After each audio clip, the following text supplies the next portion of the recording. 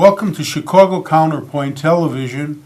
I'm your host, Attorney Jeffery Leving, and it's great to be here another Monday evening promoting the Fatherhood Educational Institute, an important non-for-profit organization in the state of Illinois.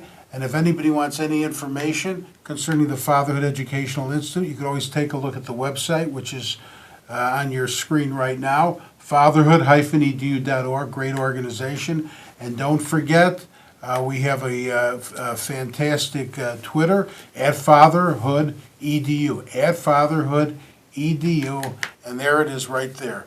And it should be a little larger, but we don't have perfect graphics right now. Looks good to me, Jeffrey. Thank you.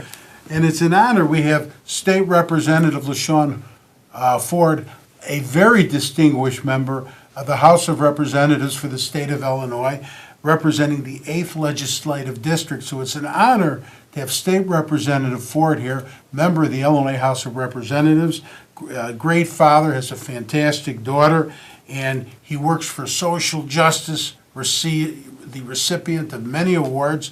And Representative, it's an honor to have you on my show. It's an honor to be here, Jeffrey, and thank you for all you do to connect fathers and their children. Yeah, well, thank you, and I'd like to thank you for a House bill that you're the proponent of, a very important House Bill 236.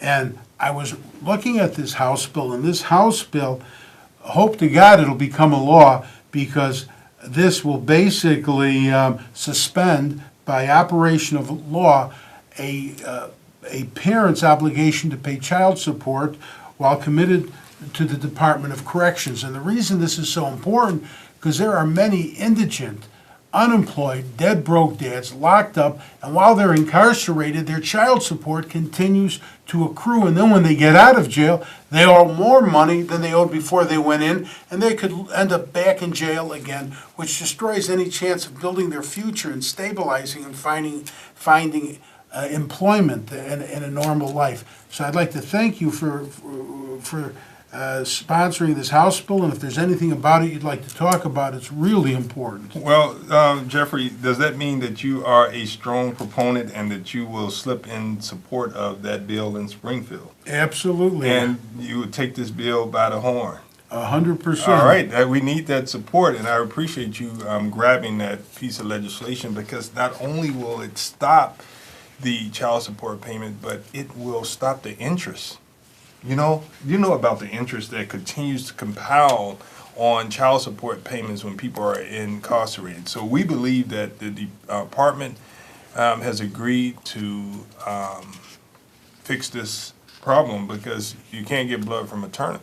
It's clear that the people incarcerated cannot pay child support. Exactly. They lose their driver's licenses, their liberty, and then while they're incarcerated, 9% interest is accruing on their child support obligation that they can't afford to pay because they're locked up, incarcerated, without a job, and 9% interest is accruing. You can't get 9% interest on a certificate of deposit in any bank in the United States.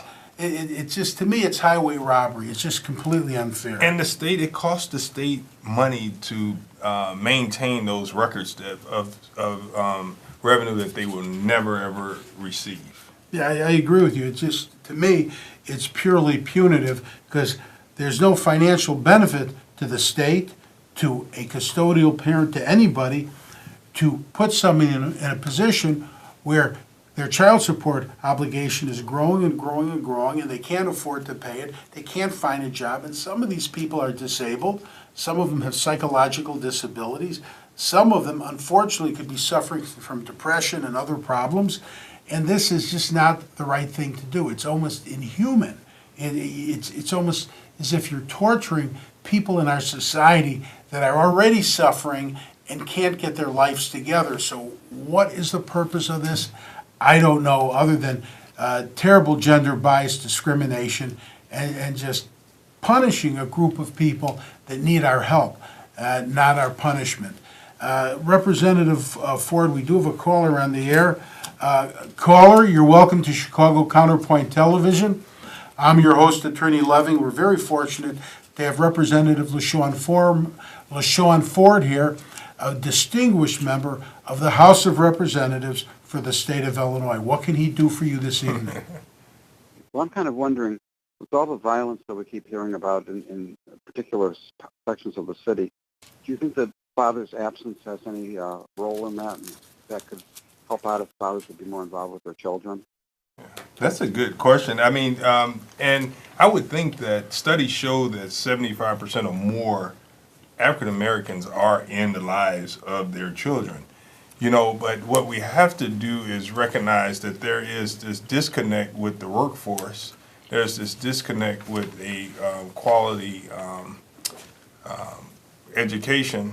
And so when you have parents that can't afford to take care of their children, you're going to get the violence. And that's unfortunate. Not everywhere in the world do you see people that can't afford to take care of their families result to violence. But we have a situation here where we have a major drug problem that's compounded with lack of work and mental health problems in these areas. I believe that we do have a big problem here, and I was on President Obama's National Finance Committee, where I actually remember meeting with him several times, and one time Eva Longoria was there, very interesting meeting, and I don't believe she was a member of the committee, but she may have been, but she was contributing anyway, no matter what she was doing, and it was a very interesting, but the real problem is discrimination, not just gender bias, but race-based discrimination, which I think has been harmful to the African American community. I believe government and social plans have been created to push fathers out of the family, and it's been very, very harmful. But right now, every African American father I know loves his children, and they're fighting. They want to be a part of the lives of their children. But it's a struggle because of not just gender bias, but race-based problems and challenges that we need to deal with, and we will deal with them. But there are problems in the city, and if you look at what the problems are based on, it's really based on social welfare programs creating financial incentives to mothers to exclude fathers from the lives of their children. And then if you do that, you artificially create father absence, which is very harmful, because if you look at these statistics, you'll see that father absence is the most reliable predictor of crime in America. So if you want to cripple a community, just steal their fathers. And that's what needs to stop. And I know President Obama was very focused on this. He was a big supporter of fatherhood. And I believe other presidents also have supported fatherhood initiatives. Our new president, time will tell what he does. And I'm just hoping to God he does the right thing, because involved fatherhood will solve a tremendous amount of social problems. And I know we have callers on the air, because Jennifer Whiteside is trying to get our attention, so we'll get the next caller. Yeah. Caller, you're on the air, Attorney Jeff Leving, and we're very honored to have Representative LaShawn Ford of the House of Representatives of the state of Illinois. What can he do for you this evening? Well, I have a friend who is unable to pay his ex-wife child support, and because of that, she has now threatened to withhold the visitation from him with his two children. Is that something that she can do? Well, I hate to jump in on this because this is State Representative Ford's show. He's the expert. But what you're bringing up is very offensive to me. Children should not be used as pawns or tools to extract monies from a non-custodial parent. Basically, if this mother is doing this and she's engaged in parental alienation and she violates a parenting court order, she could end up incarcerated. But child support and parenting time should have nothing to do with one another. There are great dads out there that may not have money. They may not have the financial stability they need to pay, but they may have the emotional love and warmth that their children badly need. And we do have another caller. Representative, I don't know if you want to respond. No, I think that we want to make sure, so the answer to that is that she cannot withhold the child from the father if he does not pay child support. Exactly. It is. So no court would say you can't see your child if you don't pay. Right. Okay. Exactly. A judge would have to be, a judge would be very, very wrong to destroy a father's relationship with his children with a valid parenting order if he was dead broke. So I'm sorry, under what conditions would a judge order a father not able to see their child? It depends on the judge, because unfortunately, you could have two different judges that can make two different decisions in the same case. So you have to know who the judge is and understand the propensities of that judge. I mean, there are some judges that are very competent. There's one judge, a Judge Murphy, very competent, highly ethical and highly competent. I mean, and we need more judges like him. Judge Tim Murphy is very competent. Is every judge at his skill level? Obviously, nobody's at everybody's skill level or anybody's skill level. Different judges, that's just lawyers, are at different skill sets. But the key is you have to know the skill set of the judge and that you're practicing law in front of. But for a judge to take away a father's parenting time, that father would have to have done something horrible to endanger the welfare and safety of that child. And even then, judges instead may supervise the visitation of the father therapeutically. I mean, we just were in court and a judge ordered a father visitation with his infant while the mother was giving birth. The mother's from South Africa. There's an issue of potential parental alienation, and the judge entered a court order giving our client rights to that child as the mother was giving birth. That wouldn't have happened 30 years ago. Things are changing. Next caller, you're on the air. Attorney Jeffery Leving with Representative LaShawn Ford, Illinois House of Representatives. Hi. I have a question as far as, because it goes to stability of a family, but I was wondering if the representative in the current with Governor Rauner, are there any pending bills before the state that are going to help like families for jobs, like job training? And he's cutting everything down, and I was wondering if there's anything pending that's going to help families get financially stable with jobs. You know, since this governor has come in, your caller, the answer is no. We've passed several budgets, and the governor vetoed each budget that we passed in the General Assembly that actually had funding in it for jobs for families. And unfortunately, until we get a budget, we're going to have problems in this state. And I think that people should call the governor and ask him to set aside his non-budget items and agree to a budget so that we can take care of families in Illinois. So the answer is not until we can agree on a budget. Excellent question. The Illinois Council on Responsible Fatherhood is a state council that I chair, and I haven't received one penny for it, which is putting me in a position where if I don't fund this state council, it ceases to exist. So it exists, but financially it's unfortunately a burden having to fund it, and I'm not the state of Illinois. Right. Next caller, you're on the air. This is Attorney Jeffery Leving with State Representative LaShawn Ford, member of the Illinois House of Representatives. Yes, thank you, Mr. Levin. My name's Michael, and I have a question. First of all, I got to say, with Representative Ford, the only thing his voters in his district have to worry about is one day he'll probably be in Congress, and then he'll lose them because he's doing such a great job. But my question is, I believe that the judgment interest on these child support orders is unfair. I think 9% for a lot of fathers, and I have to say African-American indigent fathers, they get behind because of various reasons, losing their job or losing, having incarceration or drug or alcohol problems. They have these horrible orders, the horrible judgment interest against them. I just think it's unfair. Frankly, I think it's It's racism. Yes. And I think that these indigent fathers I think this law has to be changed and returned the discretion of interest to a judge who can understand the facts instead of just these rote formulas.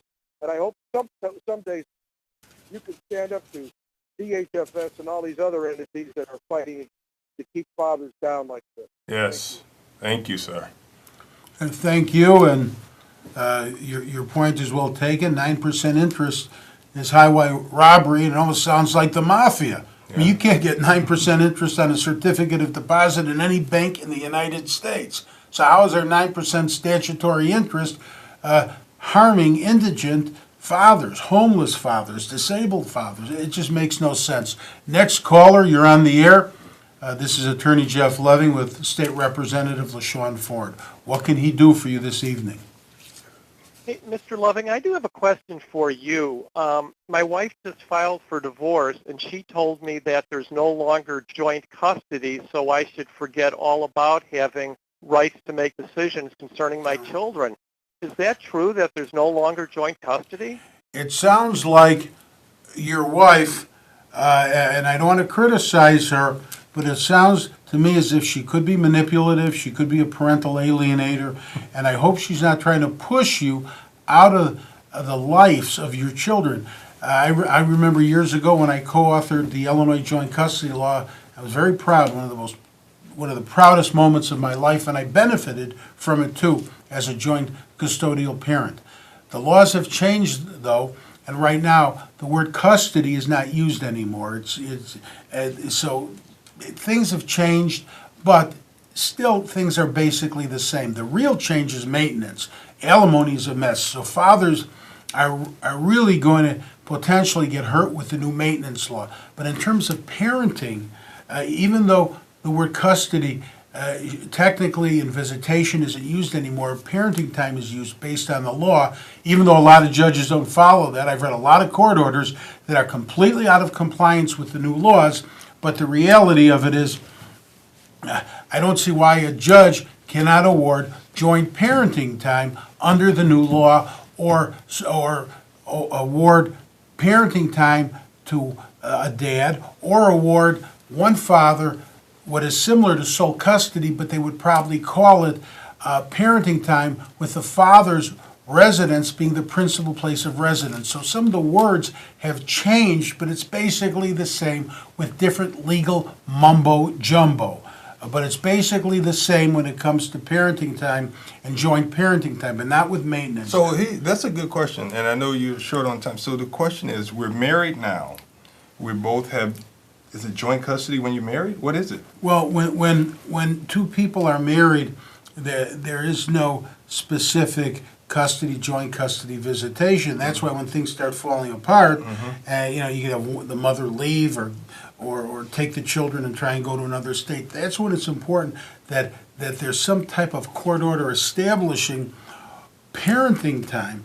So there's an expectation of what the heck is going on. Why can't we work on legislation to say upon divorce, it's automatic joint custody? I think that's I mean, wonderful. I hear the caller. Wonderful. You know, we should talk about that. Absolutely. Unless there's a reason. No, there is no reason. Yeah. That's something I'd love to talk to you about, because I think upon divorce, there should automatically be joint custody. Right. Automatically. Yeah. Because the best parent is both parents. Right. And unless one is proven to not be fit. Exactly. You know, yeah. Next caller, you're on the air with Attorney Leving, and we have State Representative LaShawn Ford here, member of the House of Representatives, State of Illinois. What can he do for you this evening? Representative Ford, I just have a kind of general question for you here. I've had a pending case in Chicago for about 2 years now, and I've noticed there's been a lot of changes to I believe it's called the Dissolution of Marriage Act or something along those lines. I'm just wondering, is there any more big changes in store that I should be expecting? There's no big changes that's on the books right now. That's I know which bill you're talking about. Yeah, the biggest. I'm sorry. Yeah, no, that's good. Yeah, that's a great question. Yeah. But what we discussed earlier in the show, and I'd like to discuss again, is House Bill 236. This is a fantastic House bill that Representative LaShawn Ford is sponsoring to bring fairness and justice to the less fortunate. And in this bill, if somebody is incarcerated, their child support obligation should automatically be suspended. And there's also a tool in this House bill, or actually it's House Bill 237, where there should not be the 9% statutory interest. Because one, if somebody's incarcerated, their child support should be suspended. Because how are they going to work while they're locked up? It doesn't make sense. And then when they get out of jail, they'll owe more child support, and they're looking at going right back to jail. They could actually take them. They could actually take them from released to jail because they're delinquent on their child support. Exactly, it makes no sense. There was one father who was incarcerated, and when he got out, he was hit with a petition for a rule for not payment of support, and he was broke. So the judge said, "You better be current in support by the next court date, or bring your toothbrush to court." So on the next court date, everything was okay. He paid his child support, but he ended up arrested for armed robbery because he committed an armed robbery to get money to pay child support. So now he ended up locked up again for even something that was more serious. This is just not good. Next caller, this is Attorney Jeff Leving and State Representative LaShawn Ford. What can we do for you? Hello. I know that Mr. Leving and Representative Ford, you are both champions of social justice, and I was wondering, Representative Ford, what are some specific things you've been pursuing along those lines recently? Recently? Well, definitely making sure that ex-offenders have a clear pathway to re-enter society, making sure that recently being named the chairman of financial institutions, we want to make sure that we support local small businesses, making sure that community banks do as they're supposed to do by getting money out to small businesses so that we can grow jobs. Yeah.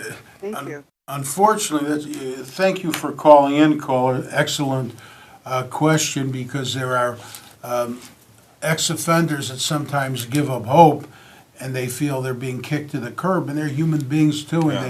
And they once they are back in society, they shouldn't be punished and kicked to the curb. How does that help their children, their families? How does that help society? So these are real significant problems that need to be addressed. They're big, big, big problems.